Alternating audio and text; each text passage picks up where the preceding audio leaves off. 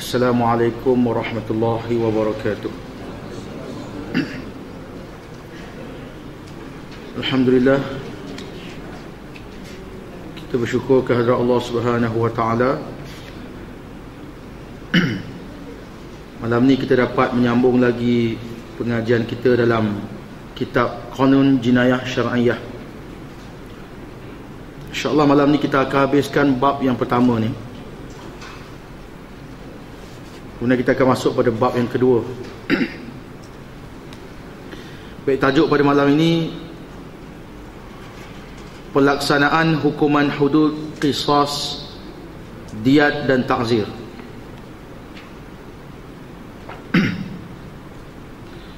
Pelaksanaan hukuman hudud, qisas, diyat dan ta'zir, terdapat perbezaan di antara hukuman-hukuman tersebut. Di antara hudud, qisas dan diyat dan ta'zir ada perbezaan dari segi pelaksanaan hukum. Nanti kita akan sebut apa beza dia. Ada benda yang hakim tidak boleh meminda atau menukar penghakiman ataupun hukuman.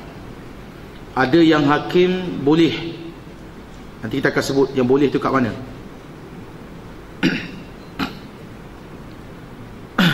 Pertama disebut sini,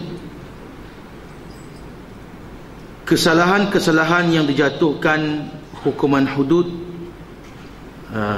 dan qisas, hakim tidak mempunyai pilihan untuk menentukan dan menetapkan hukuman hudud dan qisas itu, kerana hukuman tersebut telah ditentukan dan ditetapkan oleh Allah Ta'ala dan Rasulnya dalam Al-Quran dan Hadis.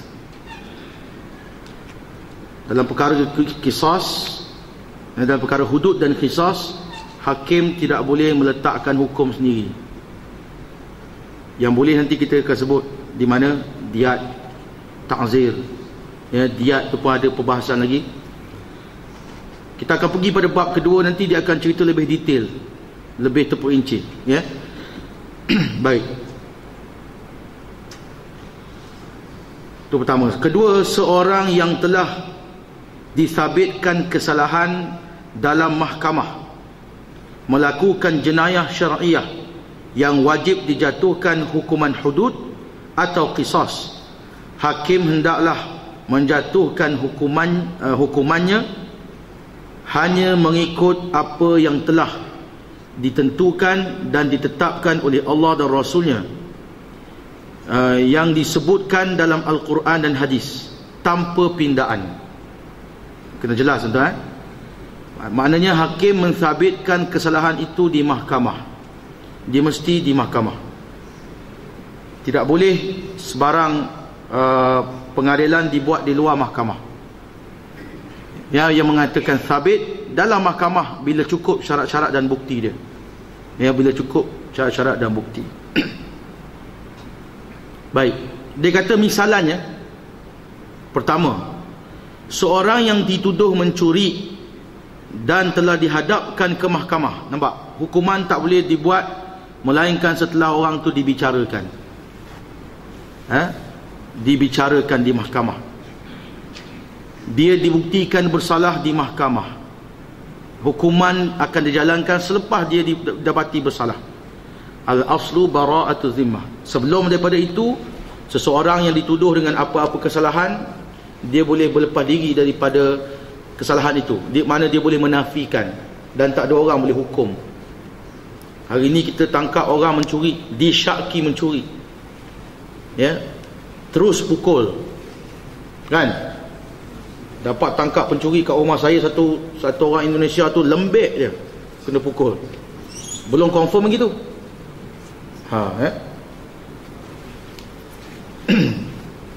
Jadi kesalahan tu dibuktikan di mahkamah, disabitkan di mahkamah. Baik. Dia kata misalnya tadi, maka dalam kes ini apabila hakim telah berpuas hati dan tidak timbul sesuatu keraguan bahawa orang yang dituduh mencuri itu telah sabit kesalahannya, hakim berpuas hati. Bukan orang yang tuduh puas hati, hakim, ya, berpuas hati tanpa ada keraguan. Maknanya dia memang mencuri betul, pasti. Kalau masih ada keraguan, tidak boleh jatuh hukuman. Ya, bahawa orang yang dituduh mencuri itu telah sabit kesalahannya dengan adanya salah satu daripada bukti-bukti yang dikehendaki dan yang diperlukan oleh hukum syarak. Maka hakim tidak ada pilihan lain hanya menjatuhkan hukuman potong tangan ke atas pencuri itu. Sebab itu kalau ada orang dia kasihan kepada pencuri, dia kena tarik kes sebelum dibawa ke mahkamah. Kalau katakan, ya, dia mengadu dekat balai polis, orang ni mencuri, sebelum disebut kes, sebelum naik mahkamah atau sebelum dia dibuktikan bersalah, orang ni dia tarik kes, maka lepaslah orang pencuri tu. Kalau dia tak mau, kalau dia nak betul-betul orang ni kena potong tangan, teruskanlah kes tu sampai orang itu dibuktikan bersalah. Maka kalau dah bukti bersalah, dah cukup syarat-syaratnya, hakim tidak boleh pindah hukuman. Hakim tak boleh tukar. Ya, yang mencuri ni orang kampung saya, kan? Maka saya rasa tak patutlah dia dihukum potong tangan, sebab dia dengan saya ni kamcing ni. Tak boleh lah. Sebab bila dah sabit, ya, dalil dia disebut sini surah Al-Maidah ayat 38. A'udzubillahi minasyaitonir rajim. Was-sariqu was-sariqatu faqta'u aydiyahuma jazaa'an bima kasaba nakalan minallah wallahu azizun hakim. Orang yang mencuri laki-laki dan perempuan, maka hendaklah kamu potong tangan keduanya. Tangan keduanya bukan dua-dua tangan. Maknanya laki-laki potong tangan sebelah, orang perempuan pun potong tangannya sebelah. Sebagai balasan yang terhadap apa yang dilakukan dan hukuman cegahan daripada Allah. Sebagai hukuman cegahan daripada Allah. Allah Maha Perkasa lagi Maha Bijaksana. Baik, dalam masalah ini tuan-tuan, hukum mencuri ini, dia sebenarnya kita akan cerita lebih terperinci. Cuma saya nak masuk sikit. Dia mencuri ini potong tangan sebelah tangan. Sekiranya dia mencuri untuk kali pertama, dipotong tangan kanan pada pergelangan. Ya, kadang-kadang orang tak tahu potong tu banyak mana. Sebab faqta'u aydiyahuma, sebab itu golongan zahiri, satu mazhab, dia melihat zahir nas yang berkembang di Andalusia. Antara tokoh ulama dia Daud Az-Zahiri, Ibn Hazm, ya, rahimahullah. Dia kata potong tangan, dia kata sini belum tangan, tangan dikira di lengan. Ada pendapat sebahagian golongan zahiri, ya, dia kata tangan dia kena dekat bahu, baru dia kata tangan. Tetapi kita belum masuk khilaf lagi. Cuma saya nak beritahu, potong itu di pergelangan tangan kanan sekiranya dia mencuri untuk kali yang pertama, ya. Bila dia mencuri kali kedua, dipotong kaki kirinya. Kali kedua dia mencuri, dibuktikan bersalah, tak boleh potong tangan ni, tangan ni nak guna. Potong kaki kiri di bahagian ruas tumit dia. Maknanya kalau dia berdiri, kaki dia potong. Kalau dia berdiri, boleh balance lagi, ya, potong. Sekiranya dia masih lagi mencuri, ni jahat ni, kali ketiga mencuri lagi, barulah dipotong tangannya yang kiri. Dan kalau masih lagi mencuri, kali keempat dipotong kakinya sebelah kanan. Lengkap empat anggota kaki tangan. Dan kata para ulama, kalau dia masih mencuri lagi, dipenjarakan dia sampai dia bertaubat. Maknanya yang ni jahat sangat ni. Patutnya orang kalau tangan kanan dah potong, dah kena potong, Dia bangun tidur tu kan, kan dia menguap, tak ada tangan. Dia buat, aku mencuri. Ingat tu, aku mencuri. Menguap tangan kiri pula. Kan? Kalau orang yang sampai anggota tangan, anggota tubuh dia dah dipotong, masih lagi mencuri, maknanya orang ni teruk sangat. Dia dipenjarakan sampai dia bertaubat. Ini pandangan daripada sebahagian ulama-ulama Syafi'i, mazhab Syafi'i. Baik. Baik, saya nak sebut juga syarat sikit, walaupun kita belum masuk secara terperinci. Syarat mencuri itu mestilah pencuri sudah akil baligh. Dia berakal, dia tidak gila. Orang gila mencuri tak kena potong tangan. Baligh dia cukup umur. Kanak-kanak yang mencuri tidak dikenakan hukum potong tangan. Ya. Dan mestilah kecurian itu berlaku dengan ikhtiar. Dia sendiri nak mencuri, bukan dipaksa. Ya, bukan dipaksa dan bukan terpaksa. Bukan terpaksa, dipaksa atau terpaksa kerana kelaparan dan sebagainya. Saya pernah sebut pada tuan-tuan perempuan sebelum ni tentang had, hukuman had, dan berapakah jumlah duit ataupun harta yang dikira bernilai.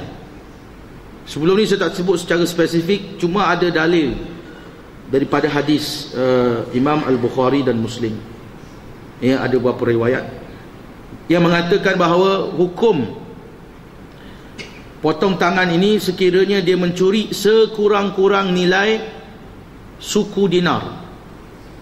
Suku dinar atau yang seumpama dia.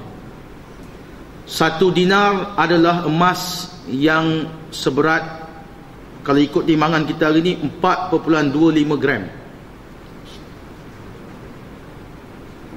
4.25 gram. Dan nilai dia, tuan-tuan kena tengok internet tiap-tiap hari. Dia biasa pukul 12, esok lain pula jumlah dia. Antara itulah 700 lebih, RM780, RM788. Kalau suku tuan-tuan bahagi 4 lah. Kita kira senang lah, RM800. RM800 maknanya suku RM200. RM200. Ataupun kalau kita kira betul-betul, mungkin dia dalam 180 lebih, RM89, RM186, ikutlah. Dan benda ini kita akan cerita lebih lanjut nanti. Boleh juga ditentukan oleh pemerintah, sebab suku dinar ini berdasarkan hadis yang disebut, antaranya Nabi SAW potong tangan pencuri. Ya, maaf, dia kata diharuskan potong tangan kerana mencuri rubu' dinar. Yang mencuri suku dinar dan lebih daripada itu, daripada berdasarkan hadis riwayat Imam Al-Bukhari fi Kitabil Hudud, juga diriwayatkan oleh Imam Muslim, ya, dengan jumlah yang sama, iaitu 1/4 dinar. Kenapa? Kerana ini berdasarkan hadis di mana Rasulullah SAW pernah memberi sedekah kepada satu orang miskin dengan jumlah suku dinar, 1/4 dinar. Orang miskin itu boleh makan sehari semalam. Ya, jadi kalau dia bawah daripada itu, maknanya orang ni dia mencuri tidak cukup syarat untuk dia makan minum. Ya.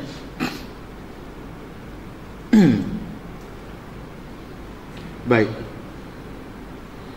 Itu antara yang disebut syarat. Yang ketiga antaranya syarat itu, dia kata barang itu bukan kepunyaan si pencuri.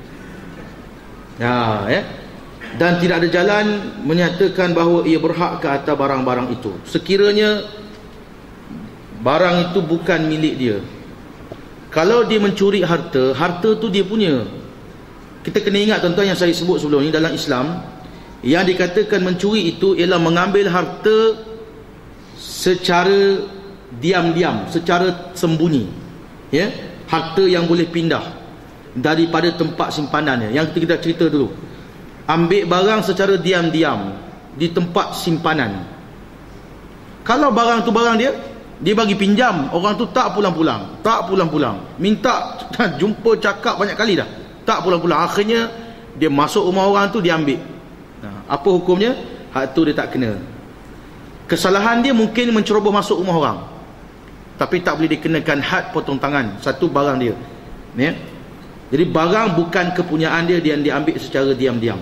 Kalau ambil terang-terang, dia saya cerita sebelum ni, barang yang diambil terang-terang, ataupun diambil dengan pengetahuan tuan punya dia. Ada juga orang, dia tahu orang tu ambil barang dia, tapi dia diam, lepas tu dia report polis, atau dia adukan kepada pihak berkuasa, orang ni curi barang saya. Kalau peringkat awal hakim tak tahu, tak apa, tapi bila dah naik dibicarakan, pencuri kata, saya bukan ambil secara sembunyi-sembunyi, saya ambil depan mata dia. Contoh kereta, saya ambil kunci depan mata dia, saya start kereta pun depan mata dia, saya pergi pun saya sempat lambai lagi. Dan dia tak kata apa, dia tak tunjukkan tanda-tanda dia marah ke. Kata orang yang punya barang kereta, dia kata, memang saya diam, tapi saya tak reda. Jadi hakim akan tanya, kenapa kamu tak tegah semasa dia ambil? Tu antara syarat-syarat dia.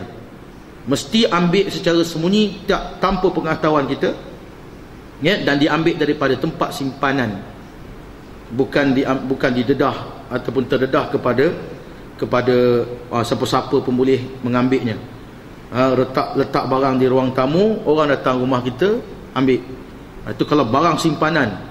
Sebab tu kita kalau datang tetamu di rumah kita, tuan-tuan, kita tak letak barang berharga atas meja. Kita ada rak dekat rumah kita, takkan nak letak barang kemas situ. Cincin belian ke apa, tak situ, takkan letak situ. Ya, barang-barang yang berharga. Baik, itu antara benda yang sikit saya nak sentuh, ya. Dan mesti ada cukup syarat-syarat dan saksinya, ya. Tak boleh tuduhan selagi tidak dapat dibuktikan. Katakan memang betul orang tu mencuri, kita tidak dapat membuktikan, ya, maka hakim pun tak boleh jatuhkan hukum, ya, begitu. Seterusnya yang kedua, B dari alif ba, seorang yang dituduh membunuh orang lain dengan sengaja dan telah dihadapkan ke mahkamah. Ini kita sebut juga bila qatlu ghairi amdin, membunuh tak sengaja hukum lain. Membunuh sengaja dengan alat yang boleh membunuh, ya, seperti parang, seperti pisau, seperti pistol, senapang, ya, pelancar roket dan sebagainya. Itu memang betul boleh membunuh. Kalau pensel bukan membunuh. Saya dah terangkan banyak kali, ya. Begitu juga para fuqaha mengira kemampuan seseorang menggunakan seni mempertahankan diri. Dia pegang leher orang tu, patah. Itu kemahiran dia. Kalau boleh dibuktikan di mahkamah, dia ni master taekwondo, master kungfu, tok guru silat. Kalau macam saya ni, pegang orang tak jadi apa pun kan, main sengal-sengal kan, urut-urut leher boleh lah. Kalau orang yang betul-betul dia tahu kat mana nak patah, mati terus. Tumbuk dekat halkum ni, pum, mati. Tumbuk dekat dada sampai orang tu, ya, orang yang ni, maka dia kata mesti membunuh sengaja, dan telah dihadapkan ke mahkamah.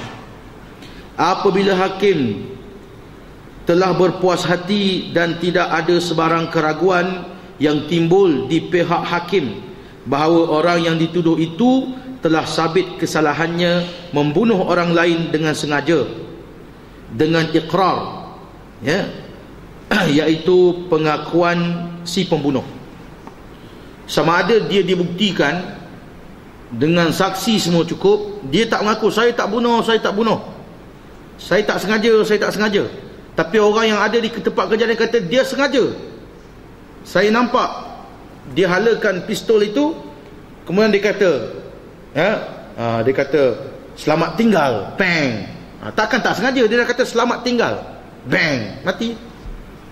Kalau dia kata dia kata jangan bergerak, tangan terketor kan, udah ketor, kau jangan bergerak, jangan dekat, pom, terlepas, tertembak, lain.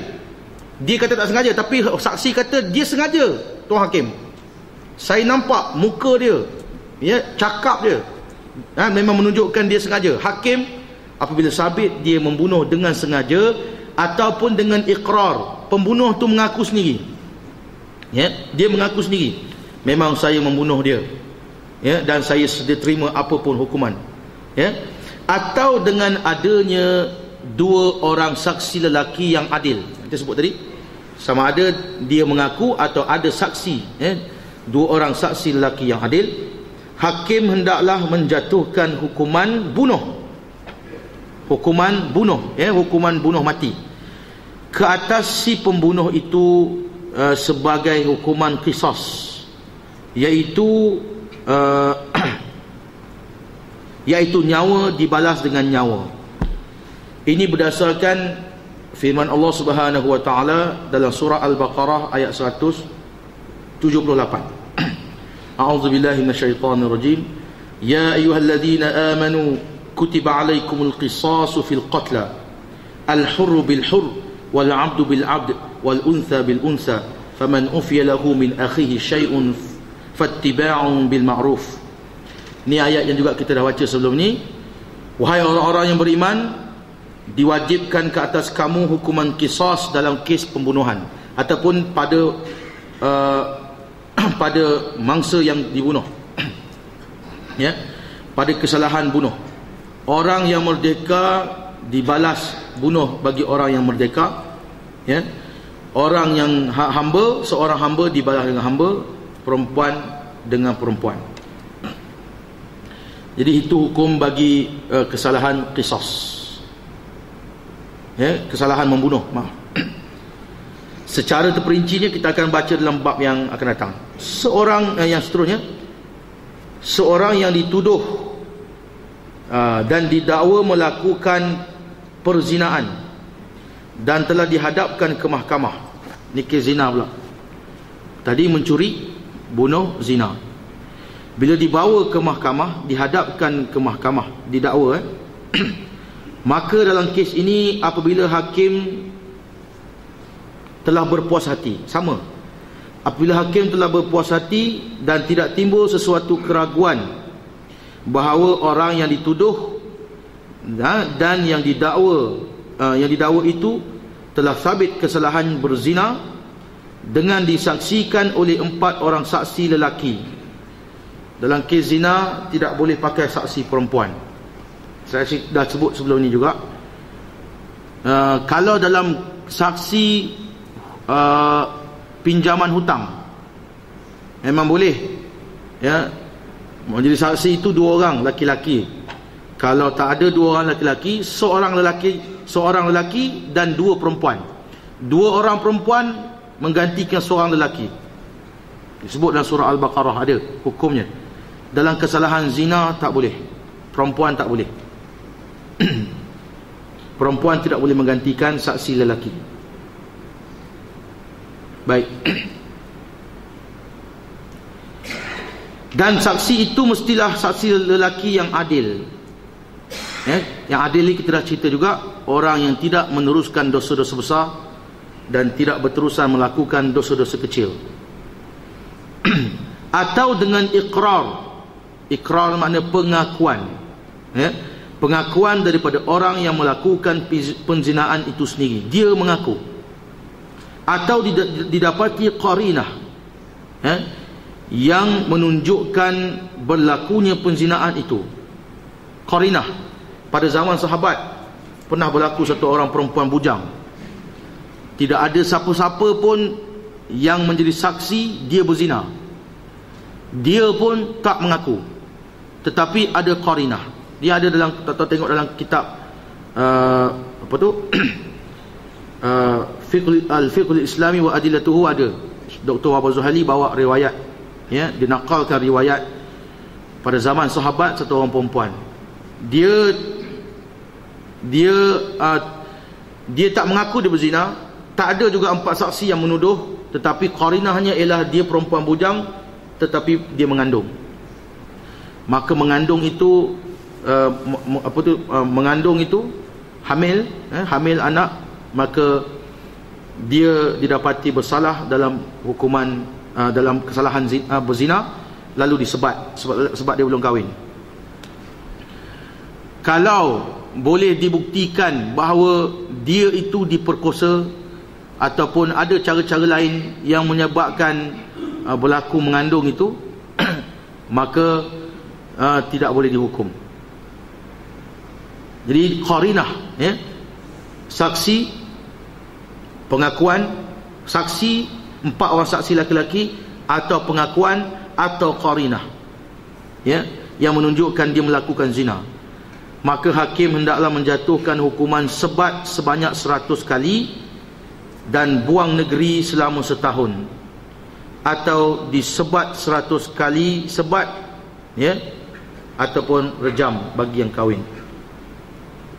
Dalil dia daripada surah An-Nur ayat 2 yang kita dah biasa sebut sebelum ni juga. Firman Allah Subhanahu wa taala, Az-zaniyatu waz-zani fajlidu kulla wahidin minhuma mi'atal jaldah. Orang yang berzina perempuan dan laki-laki, maka sebatlah keduanya dengan 100 kali sebat. Wala ta'khudhukum bihima ra'fatun fi dinillah in kuntum tu'minuna billahi wal yaumil akhir. Dan Allah Ta'ala beritahu kat kita masa nak melaksanakan hukuman sebat, janganlah belas kasihan, ya, dalam hati kamu rasa lemah kasihan dalam hati kamu menyebabkan kamu tidak melaksanakan perintah dalam agama Allah. Kalau kamu benar-benar beriman kepada Allah dan hari akhirat, kalau betul-betul kamu percaya kepada Allah dan hari akhirat, laksanakan hukum itu, sebat. Dan saya dah sebut dah sebat tentang kesalahan zina ini. Sebat dalam hukum syarak bukan sebat yang melukakan. Pertama kali satu orang bagi saya video ni sebenarnya tak boleh bawa keluar, tapi tak macam mana dapat, dia bagi saya tengok hukuman sebat dijalankan di penjara, di sebuah penjara di Malaysia lah, tak mahu sebut penjara mana. Kesalahan rogol, kesalahan apa, kesalahan banyak lah orang-orang disebat tu. Tuan-tuan, kita Allah, satu orang yang nak kesebat tu, saya baru tahu rupanya dalam penjara orang yang nak kena sebat ni bertelanjang,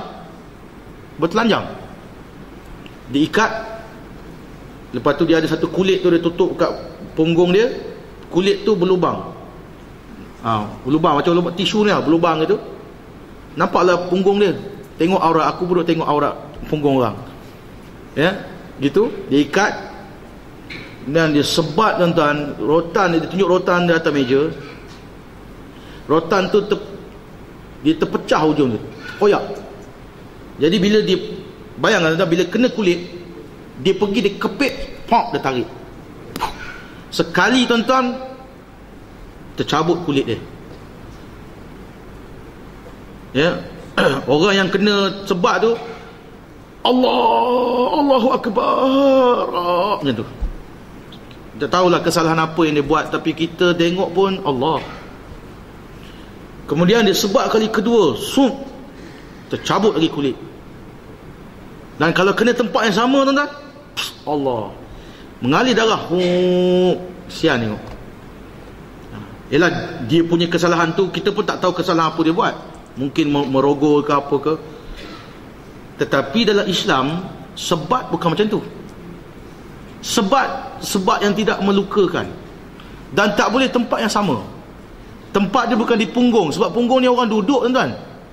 Bayang kalau punggung kita berdarah, yang boleh di belakang badan, yang belakang badan ni, zahr, belakang badan kita. Dan orang yang sebat, dia kena ratakan pukulan,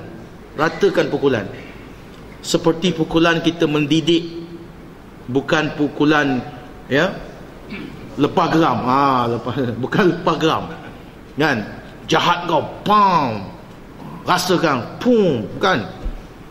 Sebab cukup saya tengok dilaksanakan hukuman sebat di Aceh, ada video, tuan-tuan boleh cari kat internet, dekat YouTube.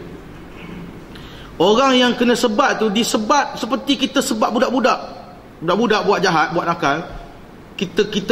Kita pukul tu sehingga dia rasa malu depan masyarakat. Lepas tu termenung dia, lelaki perempuan, ya, dia malu kesalahan dia tu. Jadi sebat dia tu tidak mencederakan, tak melukakan. Sebat dengan sebat mendidik 100 kali dan diratakan pukulan. Bukan macam cerita semerah padi tu, sumpah semerah padi, berbegat-begat belakang Piramli tu kan, macam harimau. Oh, tak ada. Tak ada. Dan Islam tak ada macam tu, dan tak ada sampai berdarah-darah, tak ada. Jadi sebenarnya hukuman mana yang lebih adil, hukuman Islam atau hukuman yang sedia ada? Sedia ada walaupun 8 sebat, Allah tuan-tuan tak sanggup.